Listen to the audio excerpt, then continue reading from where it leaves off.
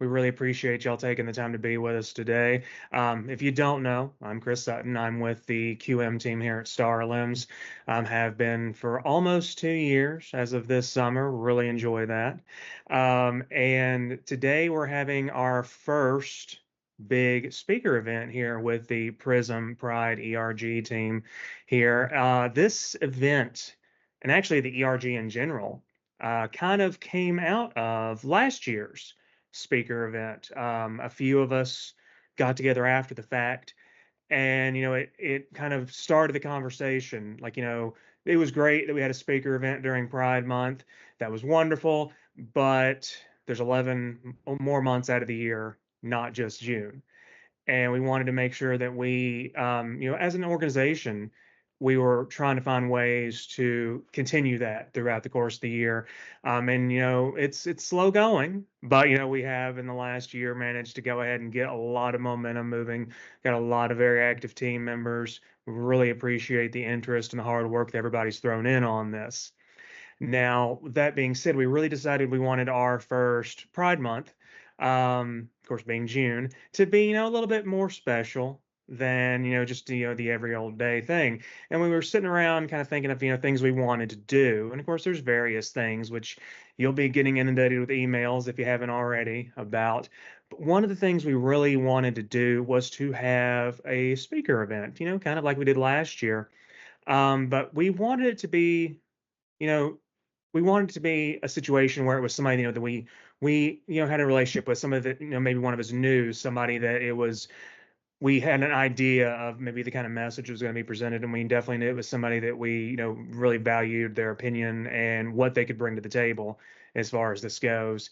And whenever we started talking about that, Brad, who is doing our presentation today, Brad Walker, he was the first person I thought of. He was, whenever I moved to the west coast of Florida here a couple years ago, he was one of the first people I met that became, a true fast friend and somebody that I professionally, but also personally, try to emulate a lot in a lot of the ways, because he's just a really good person who puts a really good vision out, and he's just a good influence. And I knew that whenever we were talking about what we wanted to kind of have a discussion about, I thought that he would be a great conduit for that, and I had full ability or full trust in his ability to convey the message we were wanting to talk about. Which leads into the next quick thing, and I promise I'll turn it over to Brad because he has far more important things to say than I do. Um, One of the things we really wanted to try to focus on was, you know, pride is great, pride is wonderful, but it's not all rainbow flags and happiness.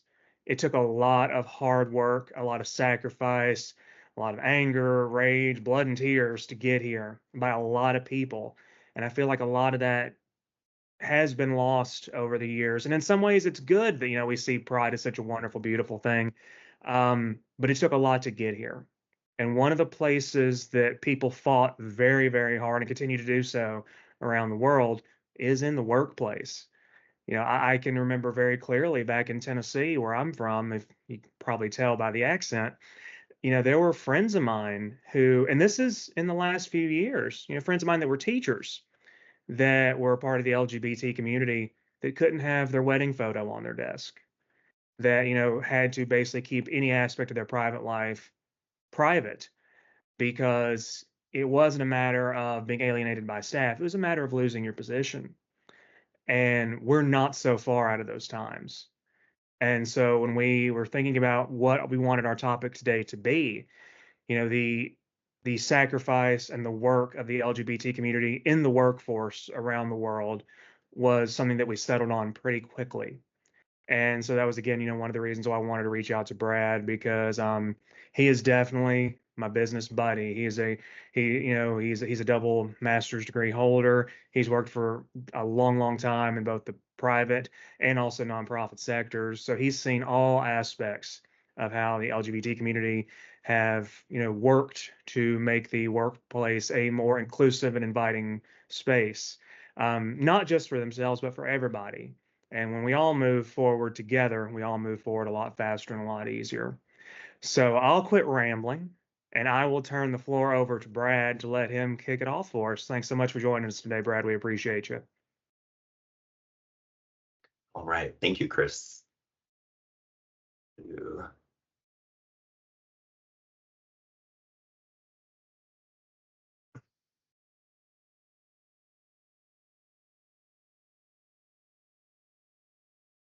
How is that? Is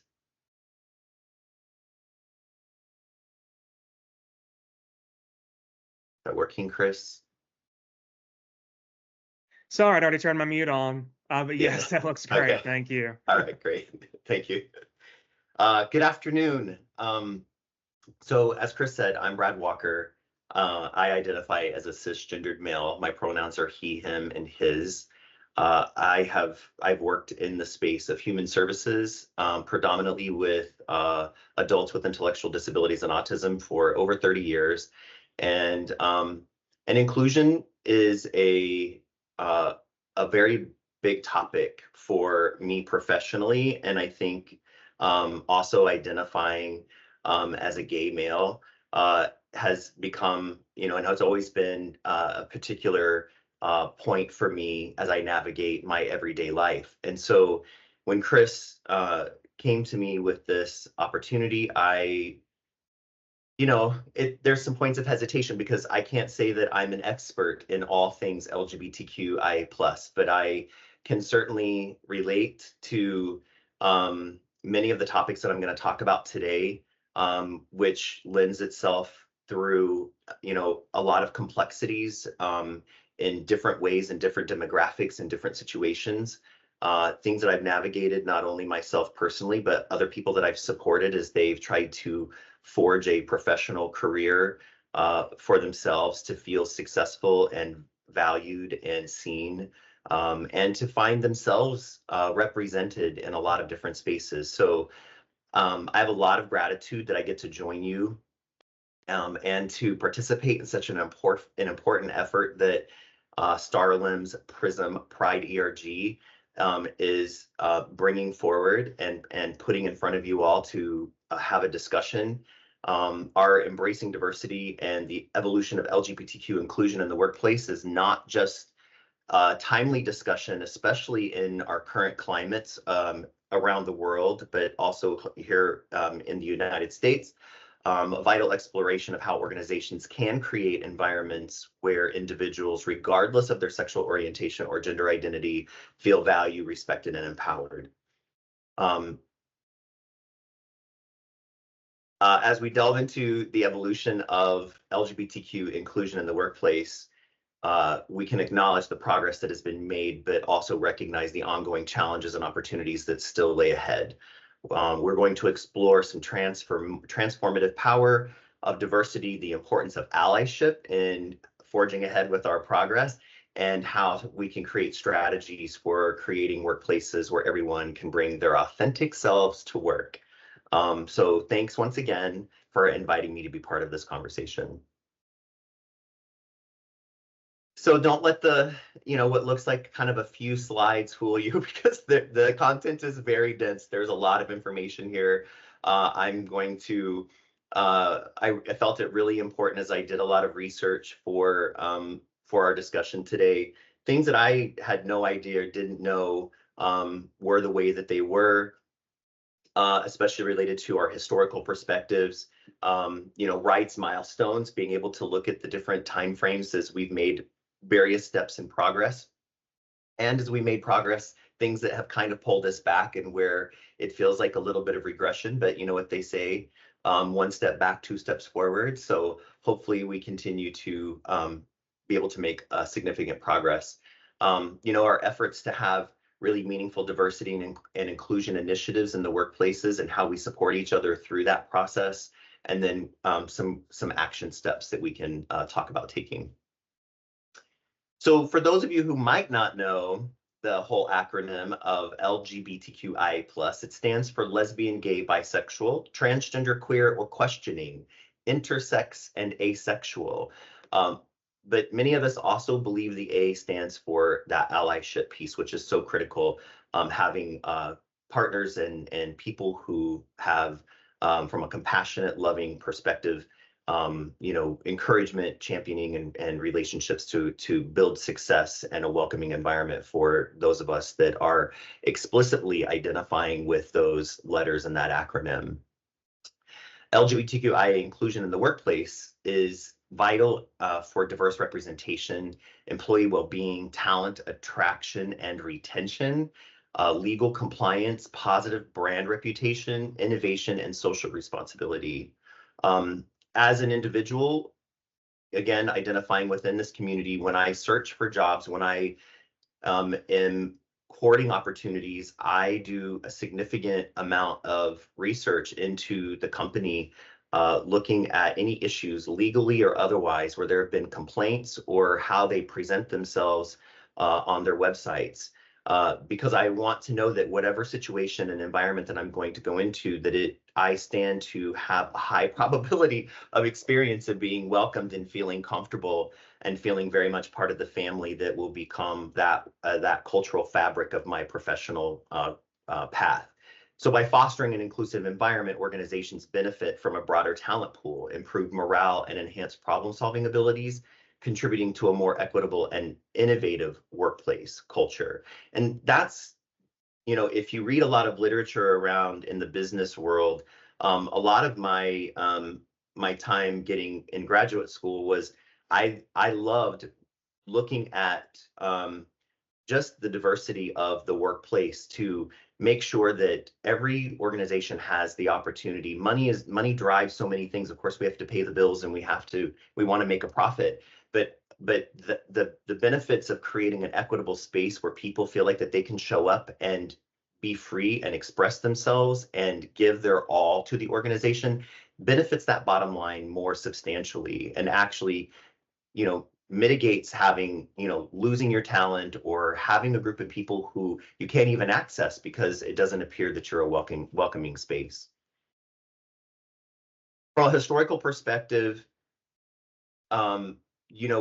we can talk about pre-20th century where there were like no legal protections specifically addressing employment rights.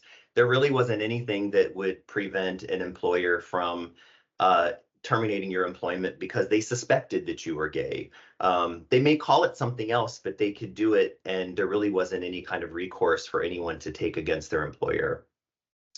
In the 20th century, we had made some progress in LGBTQI plus rights, but discrimination still was, running rampant and very strong. Many countries still had laws that criminalized homosexuality. There were laws on the books well into the 20th century pertaining to specifically identifying what they perceived or stereotyped as sexual activity amongst same-sex people that could get you jailed and killed potentially. And it continued impacting employment opportunities, obviously. Something that's really interesting to me in the mid 20th century, in the 1950s, was McCarthyism. So I'm going to jump down just a little bit, which was a period of anti-communism fervor that fueled persecution against LGBTQ individuals. They could come in and search your homes. They interviewed your colleagues. They could interview if you had a same-sex roommate, they would want to meet with you. They would want to sit down, talk about the context and the construct of your relationship. They would check your bedrooms. They would look to see that you had separate living spaces. So people would go through extreme practices to set up separate rooms if they were in fact a same-sex couple. If you walked in, that it would just present as roommates. And they could subject you to polygraph exams and anything else that they felt like was appropriate. They were holding hearings within the State Department, and they were reinforcing your colleagues to turn you in if there was any kind of suspicion or activity. Meanwhile, there were the people who were often engaged in launching these witch hunts, these investigations, were often closeted gay men who were well known in certain circles to have lovers, same-sex lovers, and were still pursuing LGBTQIA people in their daily lives. So it resulted in widespread discrimination, job losses, and harassment. It was referred to as the Lavender Scare. the let's see, the late 20th century was more of a turning point for LGBTQ rights in some countries. Several jurisdictions began to repeal discriminatory laws, and we saw more of an enactment of anti-discrimination employment law. By the 21st century, we had made some significant advancements where several countries legalized same-sex marriages, or just marriage, as I prefer to call it. We do still do this qualification of what marriage is, but if we want to acknowledge that marriage is just simply marriage, that's just what I refer to it as. It's just marriage. But enacted comprehensive anti-discrimination laws uncovering sexual orientation and gender identity in the workplace. With some landmark cases and legislation, the Supreme Court's decision in 2020 refers to Bostock versus Clayton County for Title VII of the Civil Rights Act of 1964, which determined there were protections for LGBTQI individuals from employment discrimination based on sexual orientation and gender identity. In the European Union, the European Court of Justice ruled that discrimination based on sexual orientation was prohibited under EU law, and the decision affirmed the principle of non-discrimination in employment and established protections for LGBTQ people in the European Union. South Africa's Employment Equity Act in 1998, which ended up being amended, was aimed at promoting equality in the workplace and eliminating unfair discrimination. The acts prohibited discrimination on various grounds, including sexual orientation and gender identity. And it required employers to take proactive measures to promote diversity and equality, implementing affirmative action programs and eliminating barriers to employment for historically disadvantaged groups, including LGBTQI individuals. There's still a lot of differences throughout the world, though. With global variances, there are a lot of LGBTQI employment rights that vary significantly from country to country. While some countries have comprehensive legal protections, others still lack even basic anti-discrimination laws for LGBTQ individuals. We're still facing ongoing challenges. Despite progress, challenges remain in achieving full equality for LGBTQI individuals. If we were meeting those, we wouldn't probably be having these conversations and continuing to maybe do this level of education. But discrimination, harassment, and unequal treatment persist in many workplaces. So it does continue to highlight the need for continued advocacy and legal reform. Profiling is an important facet. Historically, we have used stereotyping and tokenism as a way of profiling. And it's from different concepts, different perspectives. So stereotyping is like making assumptions or predictions about individuals or groups based on their sexual orientation or gender identity and expression. It leads to discrimination, bias, and unequal treatment in hiring, promotions, and workplace interactions. And we should be focusing on the merits and skills and qualifications rather than relying on stereotypes and prejudices. Tokenism actually refers to the practice of including a few LGBTQI plus individuals in a workplace, primarily for appearance or symbolic reasons. It's not really genuine inclusion. It creates a superficial sense of diversity while failing to address the systemic issues that a corporation or an entity or a government really needs. Doesn't provide meaningful support for LGBTQI employees in the workplace. It leads to feeling isolated. And then if you're the person that's used as the token gay, we'll call it, in your workplace, then you almost feel a sense of pressure to represent the entire LGBTQIA plus community, which is why I said what I said. I can lead this from the perspective of I feel a deep personal connection to it. I identify with a lot of it. There's still a lot that I don't know, but I cannot possibly represent the entire community or speak on behalf of it. And when we tokenize individuals, that's the kind of pressure that ends up coming. A lack of authentic inclusion and true diversity and inclusion exists when environments where all LGBTQIA employees feel valued, respected, and supported. And interestingly enough, one of the things that I've talked to, Chris and I have even talked about to a degree is, um, you know, this is Pride Month, and it's an important time of the year for many of us, and I always value any opportunity to celebrate the unique qualities, characteristics, the diversity of our community and show that. But I also am recognize, it's always interesting when so many companies change their logos to be pride colors, or when they companies start to feature an LGBTQIA employee that works for them and they post a blog, and there's a value piece within it that it helps push education. But the real challenges in this systemic need is, what are we doing all other 11 months of the year? How are we continuing to educate and support and promote real inclusivity for the LGBTQI plus community and our coworkers? How are we messaging to our customers who we are and what we value? Are those things on websites? Are they talking points within company profiles in a variety of spaces? And so it's great to participate in Pride Month, and it's wonderful to have and know that people are really backing you, but it has to extend beyond a Pride Month, which actually could be perceived and as a tokenism. Transgender and non-binary people often lack legal protections. Until recently, there were few protections, and trans and non-binary individuals have little recourse if they experience discrimination or unfair treatment at work.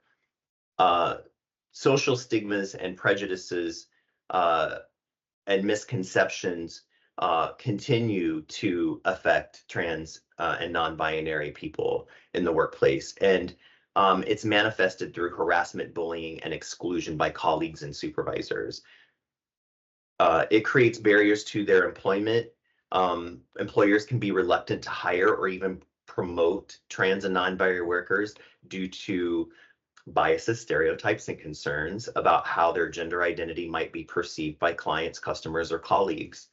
I've supported some friends of mine who identify as trans, and knew some folks that were hiring and needed a good manager, and I still encourage them to go. But I had been into the workplace before, and again, my own view of the environment, I said, I don't know what it must be like to be able to try to explore and investigate a place to go. I know what I do to walk into a space and to want to find a safe space to be. But if you are, in a position of transitioning, if you are, presenting in any way that does not feel normative to the typical public, to a typical public, they will criticize, they will talk behind your back, and it can just feel very difficult to want to show up. And so, how do you have an employee that has a difficult time being in the work environment and focusing on their work when their focus is being pulled to potentially protect themselves, or to be aware before a threat happens, or to try to position themselves to cultivate a safe space to degrees that we can only imagine, and we're still going to undershoot it because we can't possibly put ourselves in their shoes. So hostile work environments, including being misgendered. When somebody tells you that their pronouns are he, him, she, her, they, them, they, then that's what they are. Being misgendered is incredibly offensive. Whether or not it is understood by all of us isn't the issue. It is about showing up and being connected and being an advocate. That's allyship. That is not worrying about what somebody else decides for themselves. Doesn't have anything to do with me. And I don't have a problem referring to you however it is that you identify. Facing invasive questions about their bodies and identities. It's never okay to go down the path of asking someone their transition story. If that's something that that they want to share, they will initiate it. And if you develop a personal relationship with somebody and it ends up taking your relationship outside of the work environment, and it ends up being a safe space and the person decides they want to share it, then again, that should be up to them. But getting into the specifics surrounding such a deeply personal decision for themselves is, really should be considered off topic, a non-topic. And experiencing verbal and physical harassment, just walking down the street for someone who's trans can be quite the ordeal. So, looking at when you hear anything being said, or you have coworkers who are having a conversation, even if it's not overtly discriminatory, but it would be offensive, and they wouldn't dare say it to the person, then it doesn't need to be talked about in general. It's not water cooler talk. It's not talk in the back office or in, on off time. There should be support given in all spaces, because I find that whatever behavior I choose to engage in on my off time is often something that attaches itself to my character, and I carry into a variety of situations if I'm not really careful. Trans people also are very limited in being able to have access to hormone therapy and gender affirming surgery or care through their healthcare benefits at work. They can contribute to a lack of visibility, impact their ability to transition or express their gender identity authentically in the workplace. And then there's often underrepresentation in leadership positions. There's a reflection of broader disparities in power and influence, and it contributes to a lack of visibility and advocacy for their needs and concerns in the workplace. So again, even with looking at committees or leadership roles or initiatives that you may want to undertake, the question would be, if you're addressing the trans perspective and the trans experience in their association and relationship with your organization, I would ask very quickly, have you included trans or non-binary people in your committees and in these discussions? Are they sitting at the table to give you their direct input? Because without that, it's a dart in the dark. You don't know what you're going to actually accomplish, and you're probably going to come up short. And I had another situation recently where I was participating on a committee for a conference, and it had been in planning for a whole year, and we were fortunate to have a featured speaker on Friday night as our keynote. And by being able to spend some time with her, I learned so much about my blind spots, and just what I was just saying, that when I looked at the committee, it looked an awful lot like this was an LGBTQI focused conference, by the way. So this tells you that this is not just something that impacts a community of people who don't identify within that acronym. It can affect all of us if we're not careful, because we have not done our work to invite people to the table. The committee looked like a whole bunch of white gay men, to be honest. Still, like maybe one female, maybe one or two non-binary individuals, no trans individuals. And then what we ended up realizing is, as the conference is going on and people are doing readings at the front of the room in front of 400 and 500 people, and then we have a keynote speaker who is a trans woman, we started to realize that we had tokenism. We started to realize we had underrepresentation in our committee leadership. We realized that we have a lot of growing to do. And I would say that one of the highlights of that evening ended up being that one of the co-chairs, as they closed out the conference on Saturday night, acknowledged the blind spot. Because I think that the only way that we can really impact long-term change and we can influence what we're doing is when we're willing to humble ourselves to the degree that we're willing to acknowledge that we have a long way to go. And even though we belong to that very alphabet soup that Chris refers to as alphabet soup, that there's still opportunities to grow and to learn and to educate and then to reset and do better. And as long as we're in a space where we're willing to do that and do that work, then we'll continue to progress. With the AIDS crisis, from a historical perspective, that was, the AIDS crisis was through the 80s and 90s.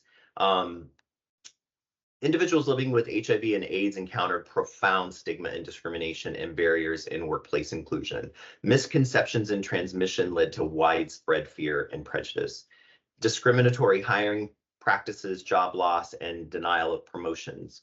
Access to healthcare, crucial for managing the illness and maintaining employment, was non-existent. It created financial strain and employment instability. And our federal government, under the president, really delayed in taking any action and even acknowledging that the LGBTQI plus community really needed help. And instead, there was a lot of conversation and discussion around how it was the gay disease or it was a gay illness. And meanwhile, as a result of that, there were a lot of other folks that were suffering consequences from the impact of, well, if it's a gay disease, then maybe this will, it's God's wrath, or it's a level set for that community for engaging in, deviant sexual behavior. That was the view. And if you were suspected, not everybody, some people in the LGBTQI plus community can, what we call mask. You can walk in, you can present, as we refer to it, as very masculine or straight, and and you will fare better than other people who present as more feminine if you are a male, or if you're a female, more masculine. Those folks will tend to have more challenges and would be eliminated from jobs, especially during this period where they believed that you could get HIV/AIDS from a toilet seat if you shared a toilet seat or the water fountain. There were so many misunderstandings and falsities being spread about HIV and AIDS. It did spur a lot of activism and advocacy for workplace protections and healthcare access, yet many faced profound challenges in securing and maintaining employment. So some fun milestones throughout our history is in 1924, the Society of for Human Rights is founded in Chicago and marked one of the earliest documented LGBTQ rights organizations in the United States. And there's a huge jump. This stands out to me when I was doing the timeline. It's just like there's a huge jump to 1969. Even though there were, in 24, there was this Society of Human Rights founded, that, as I mentioned, go back to that that early 20th century was plagued with not a lot of support and a lot of understanding. There was still a lot of fear and a lot of stigma. So not until 69, with the Stonewall riots, when New York City police officers stormed the Stonewall bar in Chelsea, did they find a group of drag queens who decided that they were not going to take it and fought back. And that really launched the modern movement of LGBTQIA plus rights and activism. And then from there was much more. Those kinds of things have fostered more of a discussion and putting the needs of our community in spaces of having discussions and greater opportunities to understand. And in 73, the American Psychiatric Association removed homosexuality from its list of mental disorders in the DSM.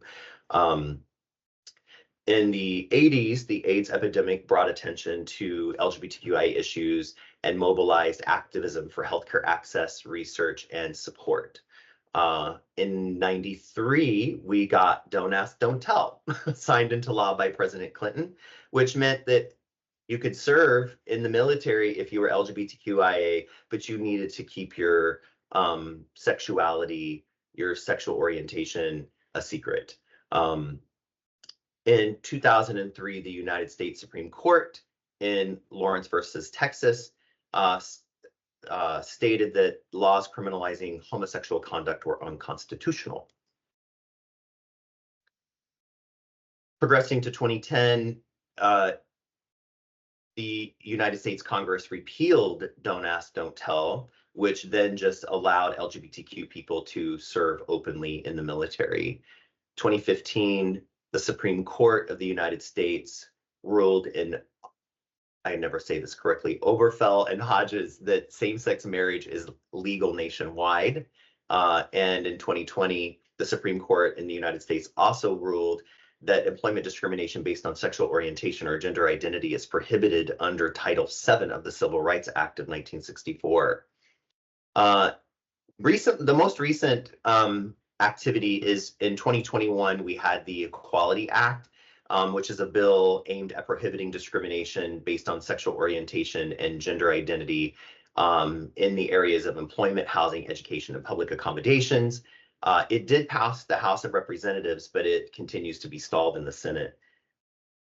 In 2021, Switzerland legalized same-sex marriage after a referendum and became one of the last countries in Western Europe to do this.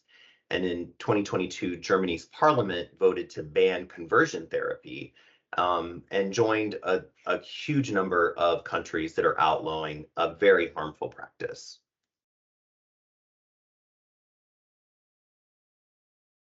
So within a legal framework, I've referenced a few of these acts or laws or attempts at laws to take place. The Title VII of the Civil Rights Act of '64 in the United States prohibits employment discrimination based on race, color, religion, sex, and national origin. But in 2020, the U.S. Supreme Court ruled that it covers the prohibition on sex discrimination, also protects the LGBTQI plus employees from discrimination in the workplace. And then the Equality Act in the United States, which passed the U.S. House of Representatives but is stalled in the Senate, would explicitly prohibit discrimination on the basis of sexual orientation in employment, housing, public accommodations, education, federal funding, credit, and jury service. It's still not enacted. No sign of when that's going to happen. Hopefully that will make it through. The European Union law, the EU's Charter of Fundamental Rights prohibits discrimination on the basis of sexual orientation and gender identity, and the Employment Equity Directive prohibited discrimination on various grounds, including sexual orientation and employment and occupation. So beyond statutory law, court decisions and legal precedents have played a significant role in shaping LGBTQI plus rights in the workplace. Landmark cases often establish legal principles that extend protections to individuals. And, you know, for me, laws have to be made because there's just some bad actors out there. You know, because if we could all just treat people with, you know, compassion, love, kindness, and understanding, maybe some of these laws wouldn't be necessary. You know, that's my Pollyanna, you know, view, utopia. But, you know, we do need these laws and these established precedences to remain. You know, concerns and issues where courts are overturning precedents is really concerning. You know, taking things back and taking rights away from individuals and creating, you know, in a sense, you know, where it feels like that concerns around employment laws going back into individual states could, you know, in some ways, in one state you could be protected and you could go across in another state you're not. And so we need to continue to advocate that there is appropriate lobbying, that there's appropriate education, that there's appropriate support from our lawmakers to make sure that we continue to be protected. And this quote from Harvey Milk is spot on. Rights are won only by those who make their voices heard. Even, you know, being part of the community, I can say that I have not always been that person who is out marching or meeting my politician or doing the work that I need to as an individual. It is important that I continue to push and advocate for change as well. It kind of gets to a principle that I practice in another area of my life where, yes, my individual needs are really important, but the common welfare, the unity of who we are as a group of human beings is tremendously important, and making sure that when something can happen to one of us, it can happen to all of us. So just trying to make sure that we are looking at all of our opportunities and that we're engaged in the right way, which leads us to change makers who are in the LGBTQI community. I wanted to start with Bayard Rustin, who is an influential civil rights activist and strategist. He was a key figure in the American Civil Rights Movement, played a crucial role in organizing the 6-3 March on Washington for Jobs and Freedom, and was openly gay. And although he faced discrimination based on his sexual orientation, he advocated for both civil and LGBTQ rights.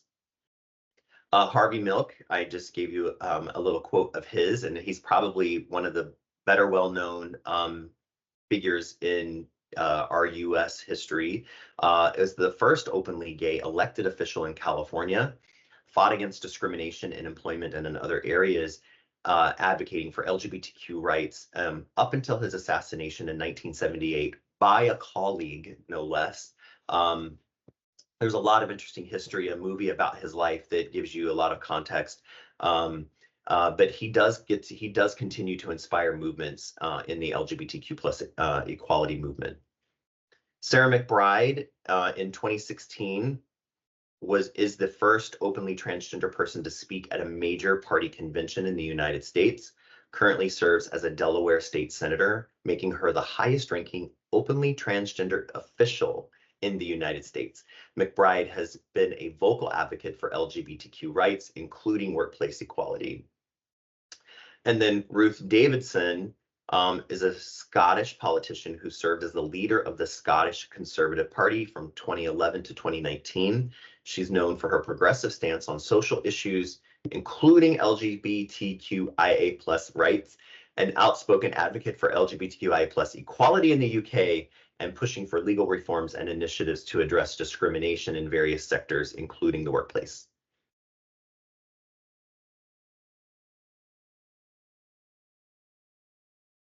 So our current legal landscape, in the United States, while the Supreme Court's decision in Bostock versus Clayton in 2020 was a significant victory, which again affirmed Title VII of the Civil Rights Act of '64, protecting LGBTQ individuals from employment discrimination, challenges still remain. Efforts to pass comprehensive federal legislation such as the Equality Act have faced obstacles in Congress. LGBTQ plus individuals, particularly transgender people, continue to face discrimination, harassment, and barriers to employment in some states and industries. Legal battles over transgender rights, including access to restrooms and healthcare, remain contentious. In the European Union, the EU's legal framework provides protections against discrimination based on sexual orientation and gender identity in employment and other areas. However, implementation and enforcement vary among member states. Some Eastern European countries have seen backlash against LGBTQ rights, with governments passing laws that restrict LGBTQI+ visibility and rights, and leading to concerns about a rollback of progress. In the United Kingdom, the UK has legal protections against LGBTQ+ discrimination in employment under the Equality Act of 2010. However, there have been debates and legal challenges surrounding issues such as gender recognition and transgender rights. Hate crimes targeting LGBTQIA+ individuals, including in the workplace, remain a concern, with reports of harassment and violence continuing. Global challenges, just many countries still lack any comprehensive legal protections for LGBTQ+ individuals. It leaves them vulnerable to discrimination, harassment, and violence.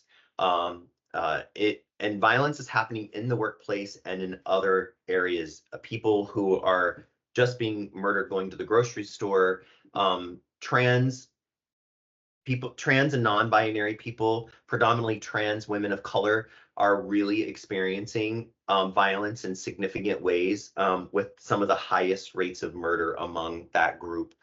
Cultural and religious attitudes as well as political factors can hinder progress on LGBTQIA rights, leading to legal and social challenges for advocacy efforts. Corporate and organizational efforts. While many companies have implemented LGBTQI plus inclusive policies and initiative, including non-discrimination policies and diversity training, challenges persist in ensuring consistent implementation and accountability. LGBTQ plus individuals, especially those from marginalized communities, may still face barriers to advancement and inclusion within the workplace, highlighting the need for ongoing efforts to address systemic inequities. So with the workplace diversity and inclusion initiatives, regarding specifically diversity and inclusion, having programs that help enhance creativity and innovation, improving employee satisfaction and retention, reflects the commitment to equality and drives better decision making, are all ways that corporations can proactively support and address these types of initiatives. Getting into, what are your best practices, implementing, and many people have these, but again, it's going to go to the ladder of this list, and I'll talk a little bit about that. Implementing non-discrimination policies, conducting diversity and sensitivity training, establishing an LGBTQ plus employee resource group, which you all have done. Use gender neutral language. If your documents throughout the company are he, she, him, her, then is it possible that you start to look at your documents and they become they, them, and their? Provide mental health resources. And that's not because we think that there's something wrong with your employee or that there is something that needs to be fixed, but that somebody may be struggling with their identity or struggling with their sexual orientation and need to proactively talk to someone. These are best practices, so they're offered as a method of support and encouragement, and shows that you care and you are supporting the person on their path of self-discovery. There are equality indices, metrics modeled after the Human Rights Campaign. All of these practices are a matter of corporate culture that lives beyond Pride Month. And the metrics is really key for me. I believe in a phrase that says, what gets measured gets done. And so if we are truly a group of individuals in a workplace that says that we are committed to enhancing the lives of our LGBTQI plus employees and that workforce, how can we do better than one of the best ways is to set some performance metrics around your current practices and create a map of some other potential ways that you can impact and drive change and innovation in the workplace on behalf of this vital section of your workforce. And then as the data tells you what direction you need to go, you can bring on those new initiatives and incorporate them, continue to take data and know how you're impacting it. And data looks like a lot of things, right? Some things are observable just in daily routines and interactions. Other things are self-report from people who identify within this community that tells you that you're doing a good job. The concept of feedback, it's not, one direction. It's not just, senior leadership giving feedback to people who are doing the work, but it's actually listening to the workforce for a better understanding and to develop compassion, so that we know that whatever decisions that we're making and the initiatives that we decide that we're going to implement are going to really land more on target. And it's okay to miss the mark. Being open and willing to hear about our opportunities and to make change is how change happens. It's not about thinking that we've got it all figured out or we've hired the best DEI expert in the field. That's not it. You can get some really great information by being a good active listener to your workforce. Pride initiatives in the workplace. Celebrating Pride Month is a great way to have an initiative and to show people that you're present and you want to support them. Partnering with LGBTQ organizations throughout your communities. There are, do you volunteer? Are you able to make a donation? Do you do outreach and invite those organizations in to be a collective partner with you to help you guide your initiatives? How are you bringing people to the table, and how are you sitting at other tables that you might not have been invited to? I look at inclusion also to encompass, it's not to the exclusion of others. Whether or not you agree with LGBTQIA initiatives, everyone matters in the scheme of it. So where are you able to maybe join a project that you would not have thought you could or should, so that also LGBTQI plus people can learn more about what you're doing. Display pride symbols in the workplace, the use of pronouns in email signatures, changing logos, using pride colors. I noticed in Chris's emails when he was sending emails to me that it felt like a very standard signature line, but there was his ERG logo was also included in the signature line. So that would tell me right away, if I'm communicating with Chris, that being a supporter of LGBTQI workers is and having a voice in that space is important to STARLIMS. So I think that was also a great thing for your company. And then launching awareness campaigns and offering inclusive benefits, which is really substantial. It's really significant. Lots of pushes around having benefits to extended to spouses or partners and their same-sex partners. I happen to be, as a self-employed person, on my partners, on my significant others' work benefits. And it's the first time that I've done that, and it feels really good. And I don't even work for his company, but it just is something that when I got the opportunity, that it really just made an impression on me about the kind of company that he's working for. It just sends a whole other message to you about that you're seen and that you're valued. Strategies for overcoming challenges and barriers. So persistent challenges include discrimination and bias. Looking at, if the prejudices or blind spots or weaknesses within hiring processes and promotions, that recruitment piece of how you're messaging and where you're reaching your workforce, thinking outside the box to make some new connections, and how are you supporting and leveraging the people inside your company to get some feedback about what it feels like to be there and work for you, and how you might do better. And can you address or identify subtle and overt negative behaviors? With lack of representation, it impacts if you have few LGBTQ people, role models, and leadership.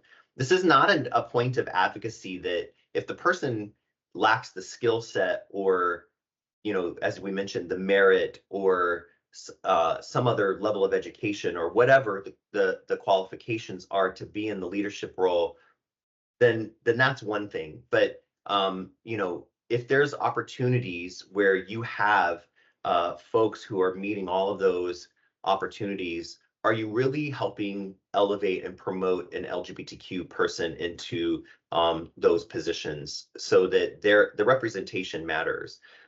Limited visibility of LGBTQ contributions to the company will speak volumes. Again, these committees, your ERGs, how can you and where are folks represented throughout your company and their operations?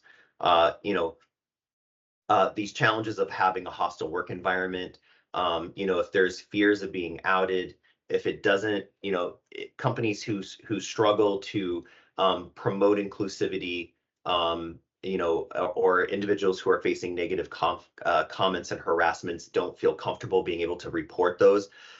That's going to continue to be a barrier to you recruiting and or retaining any employees who are identifying with with the LGBTQI plus community. So proactive strategies for overcoming challenges. Enforce anti-discrimination policies, develop clear enforceable policies, and train everyone on the inclusivity and what that means. Have regular conversations about it. If there are people who are more open and out, maybe being able to, again, talk to them about how they can connect with other folks who are within the organization, create opportunities to sit down and have coffee with someone, and get to know what you need to do to support them. Promote LGBTQ leadership, as I mentioned, supporting employees in leadership roles and highlighting success stories of those leaders. And then encourage open dialogues and celebrate diversity through events and initiatives. And not just at Pride Month, but as often as possible. So some examples of companies with successful LGBTQ inclusion initiatives include, I chose Salesforce, Kaiser Permanente, and Vodafone. I don't know if I'm pronouncing that correctly. Salesforce, they offers comprehensive benefits for LGBTQ employees and their spouses, including healthcare coverage and gender-affirming procedures, and they participate in Pride events globally. They are in a lot of spaces. I've been able to attend the Pride events in New York City, and they have a huge float. Salesforce is Salesforce. They are a force. So, they have probably a lot of resources to do a lot of fun and innovative things, like those events, like those Pride events. But, putting themselves in positions to really be a leader on behalf of their employees, their LGBTQI employees is really phenomenal. Kaiser Permanente focuses on culturally competent care, which is, I think a great term to understand. Culturally competent care is looking at, we all identify with a particular culture.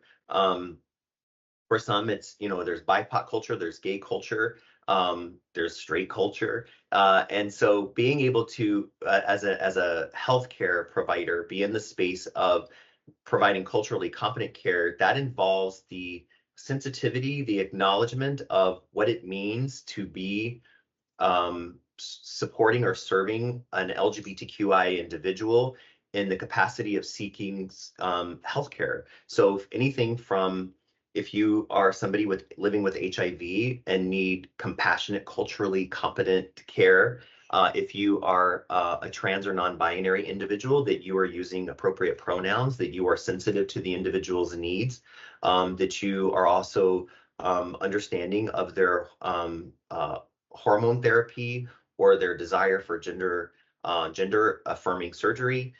Any of those things are important. So Kaiser Permanente also offers comprehensive benefits for their LGBTQI employees and their spouses. Vodafone in the UK has LGBTQI plus inclusive policies and benefits in many countries, supporting rights initiatives, including global ally programs for inclusion in the workplace. So some of the lessons that they've learned and their successes have been, they've had great leadership support. It sets the tone and fosters supportive organizational cultures. They have developed those comprehensive policies, non-discrimination policies with explicit protections that are essential from all employment perspectives. They do tons of corporate education and training, promoting awareness and understanding regarding inclusive environments, and then they measure and make continuous improvement based on that data, establishing processes that involve surveys, retention rates, performance, and then realign and revisit policies and programs to ensure that they're relevant. As I mentioned previously, there is a corporate equality index that's from the HRC, and it covers things to evaluate like sexual orientation and gender identity, spousal and domestic partner benefits, transgender inclusive benefits, transgender workplace best practices, outreach and engagement to the LGBTQIA community, and corporate social responsibility. Now, this corporate equality index has been held out for these very large employment companies. But again, there are ways that you can take very similar points of interest and those measurements and incorporate them into what you're doing at home. You don't necessarily have to submit them or belong to the HRC and try to do that level of detail, but it still would matter that you are taking the effort to monitor and measure your impact. Specifically looking at Salesforce, again, comprehensive benefits for LGBTQIA plus employees and spouses through their healthcare coverage and gender-affirming procedures. Statistically, they've put out that there are more than 1.6 million Americans that identify as transgender. 43% are between the ages of 13 and 24, and that Gen Z is more readily embracing their identities. And Gen Z is driven more heavily. It's a crucial point that they work in an inclusive workspace. They are the most racially and ethnically diverse generation, and they're on track to be the most educated generation. So their values are highly centered around diversity and inclusion. And what Salesforce has been able to realize in results based on this is that they have increased employee engagement because employees feel supported and included. They're more likely to be consistently engaged in their work. They can bring their whole selves to work, and it increases their job satisfaction and productivity. They're attracting top talent. Companies they're prioritizing diversity and inclusion and are more often having a broader reach to bring in some of the best talent. Prospective employees, regardless of their sexual orientation and identity, are drawn to Salesforce because they continue to put out that they value diversity and also offer an inclusive workspace and work culture. Salesforce's commitment to LGBTQ inclusion contributes to a positive brand reputation. Consumers, investors, and other stakeholders are increasingly expect companies to take a stand on social issues by championing LGBTQ rights and inclusivity. Salesforce strengthens its reputation as a socially responsible and progressive company.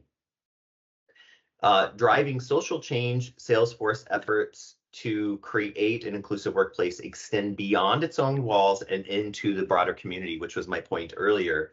They champion LGBTQ causes, and they play a pivotal role in driving positive social change and fostering more inclusive societies within their communities that they operate. They are engaged in influencing legislation and policy. As a prominent and influential company, Salesforce has the power to shape legislation and policy related to LGBT rights, and by advocating for local, national, and global inclusive policies. Salesforce can also help create a legal framework that protects LGBTQ people from discrimination and promotes equality.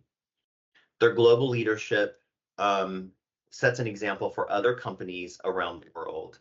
They demonstrate that in business, the benefits of diversity and inclusion inspire other organizations and leads to positive change on a global scale. This leadership role not only benefits the company, but also contributes to a more inclusive and equitable society. So with allyship, we want to talk about the power of pronouns, that we can explain the significance of using the correct pronoun to respect individual gender identities amongst ourselves as we have conversations. That the simple act of referring to someone as they identify tells the person immediately on a very base level that you see them and that they matter.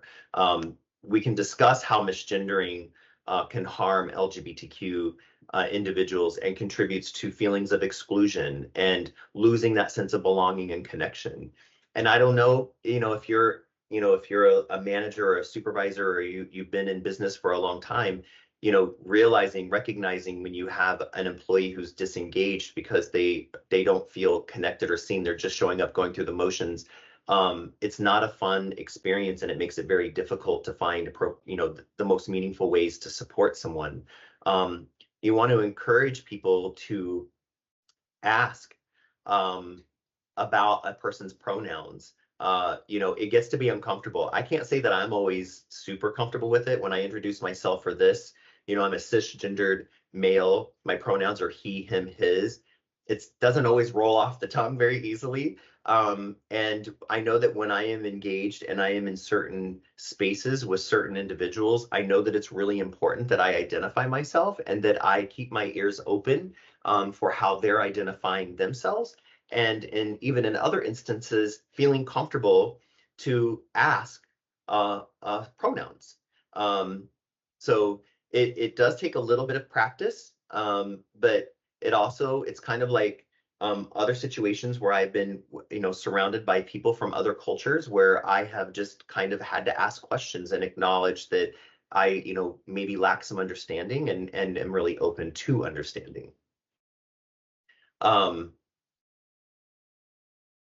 Speak up. I mentioned earlier in the discussion that if you're hearing people talking disparagingly or discriminatorily, and engaging in microaggressions targeting LGBTQ individuals, it's important to speak up.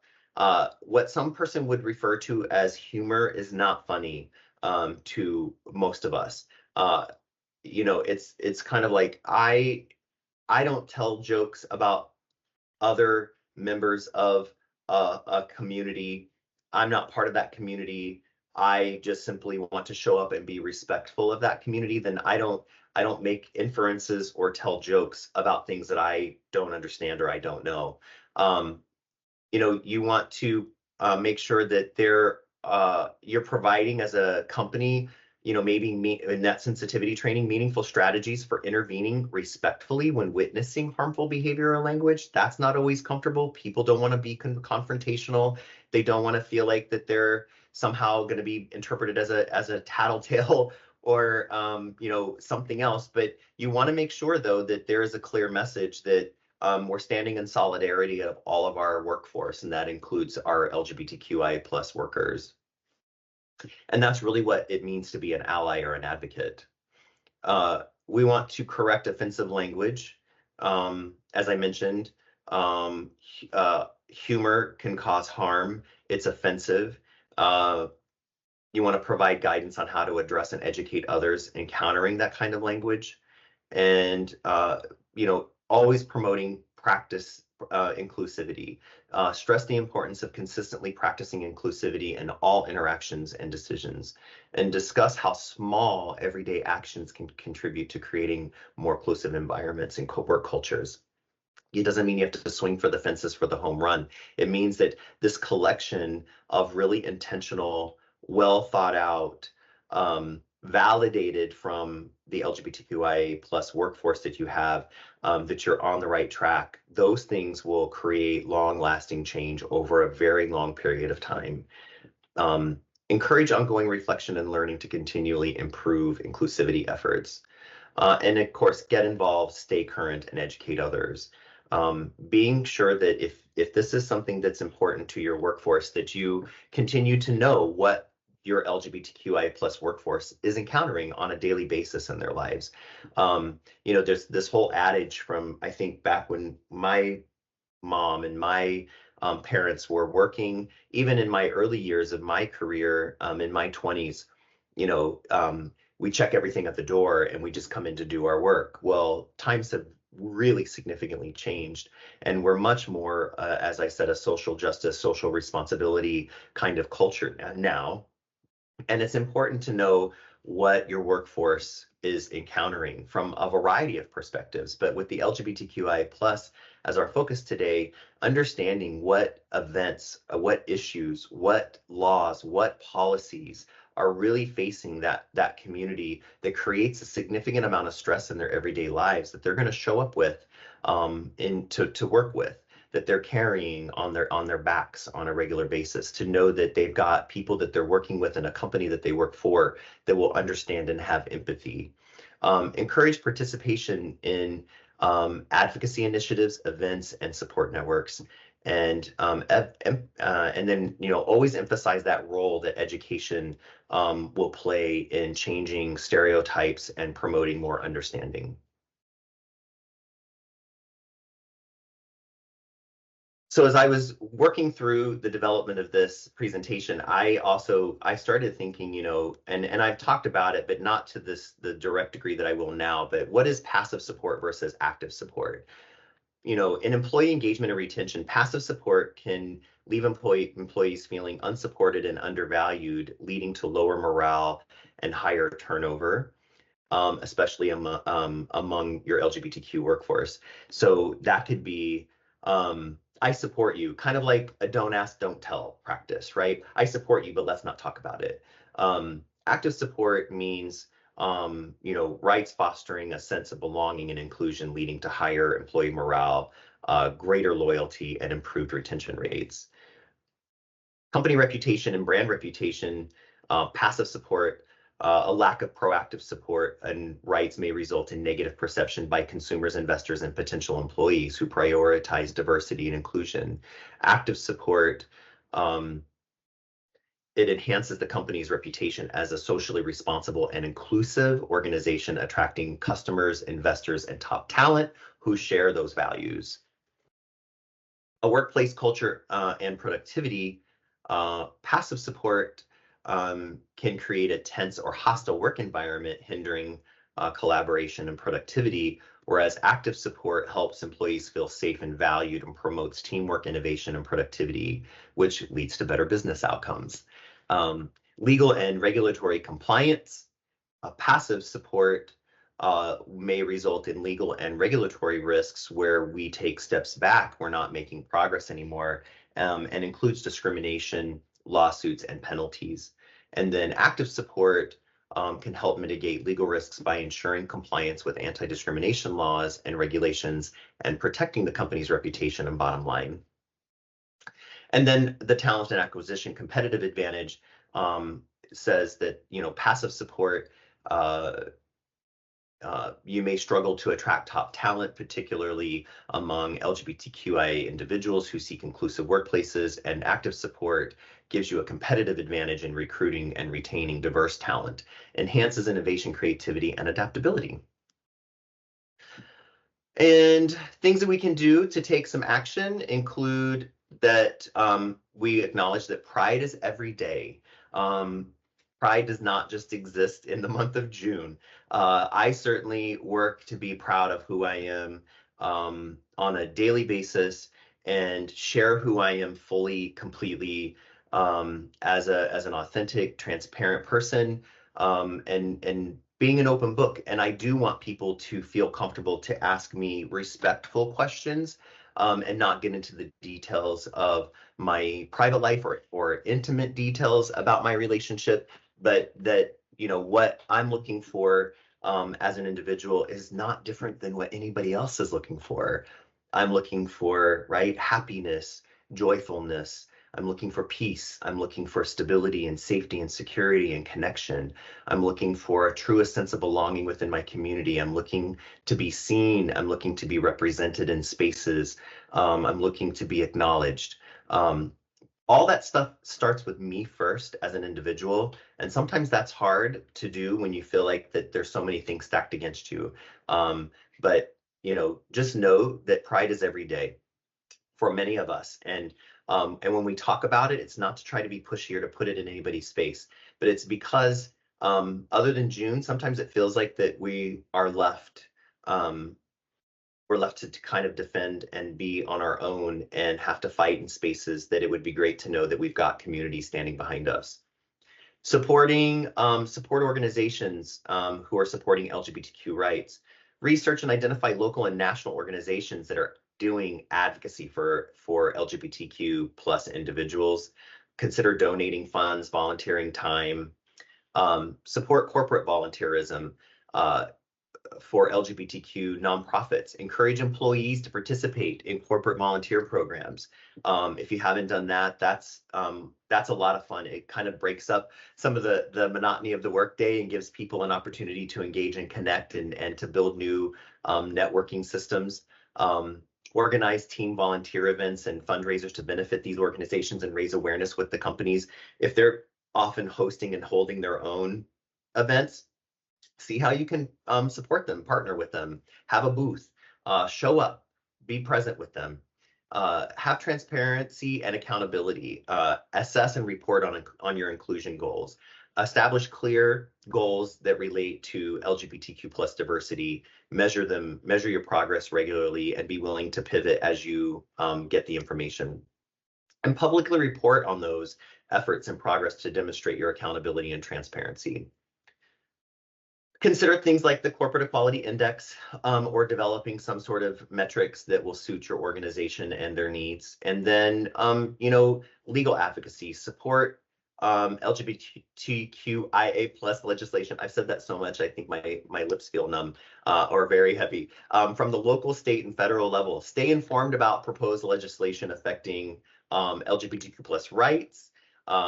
Advocate for supportive legislation and contacting elected officials, signing petitions, participating in advocacy campaigns, and collaborate with industry peers and advocacy groups.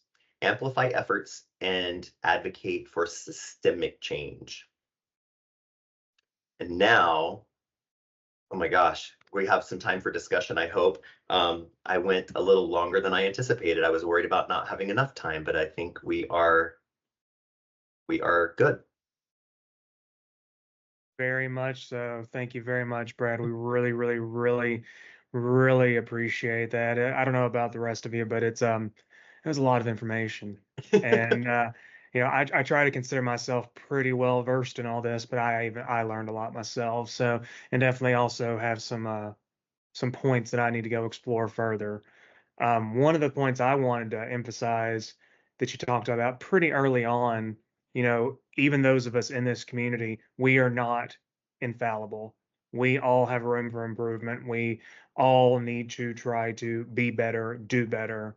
Um, we very often see ourselves in this community, if we see injustice towards people inside of the community from the outside, we're always very against that. That's a horrible, horrible thing. But inside the community, sometimes we can be just as vicious to each other.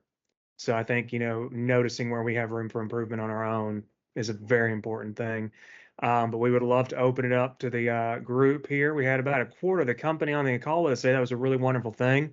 If anybody has any questions, comments, concerns, feel free to raise your hand in the chat or just leave a comment. You got about 10 minutes remaining here, so you did swell on the timing, Brad. Good, I'm glad.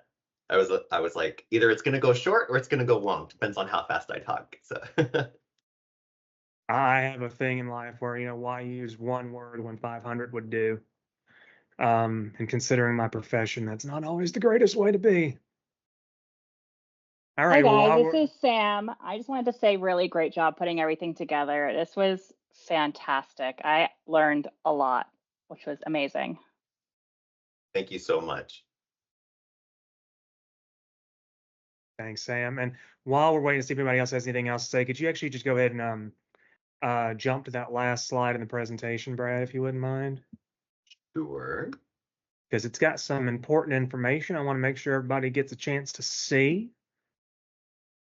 So, of course, we're going to send out this presentation, and there'll also be a recording available here. But one thing you're going to see on this last slide, you've got information. Of course, most importantly, if you want to learn more about Brad, which why wouldn't you want to learn more about Brad? A link to his site is going to be included there on the bottom. But also, if you're new to the STARLIMS PRISM ERG, you have information on how to get in touch with us. This is not a situation where we want to talk at people. We want people to be part of the conversation. We want as many people and part of the organization to join this ERG as they possibly can. And we would also love to see other ERGs form out of this. We basically put the template together, so we would love to see other groups go ahead and use that for good as well. But we do have our email address, which is the PRISM .erg@starlims.com. But we also have a pretty active SharePoint page as well.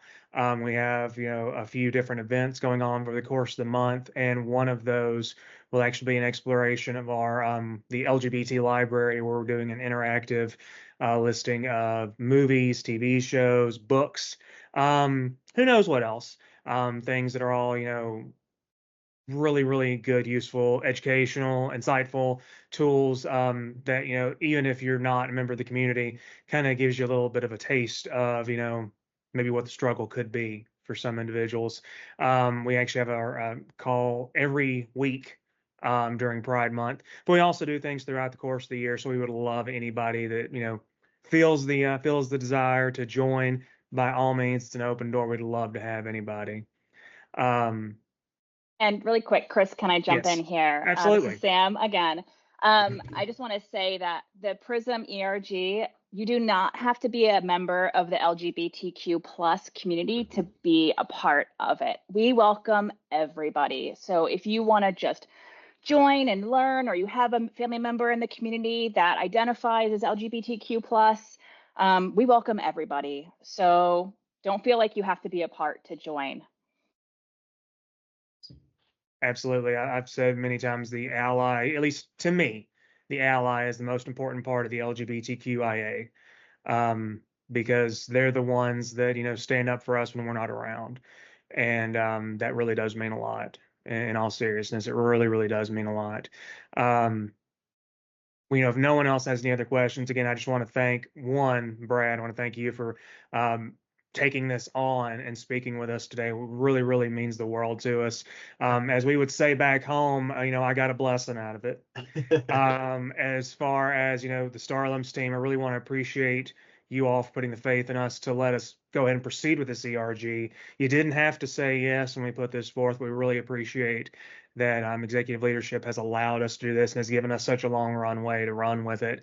It really does mean a lot when you can, just be your authentic self. And it's just one less thing to have to worry about. And so it really, really, truly does mean the world to us. But also to everybody that attended today. I know it's not easy to, take time out in the middle of your day, especially at lunchtime if you're in the Eastern time zone for us here. It really does mean the world to us that so many people joined in on this call today. And, if people didn't get a chance to join in, of course, we'll be distributing this recording. It'll also be posted on our SharePoint page. And this isn't a one-off thing. We're going to have things happening through the course of the year. So we really look forward to seeing you all joining us for other things as they come through. So stay tuned to that email. You'll have lots of things coming out from us. Again, not just in June, but all year round. But with that, we're going to go ahead and give you back 5 minutes of your day. Thank you again, Brad. Thanks to everybody else that joined on the call. Y'all have a wonderful Pride Month and a wonderful 2024. Thank you so much. Thank you. Happy Pride. Thank Thanks, everyone. you. Thank Thank you, you. guys. Thank you. Happy Pride.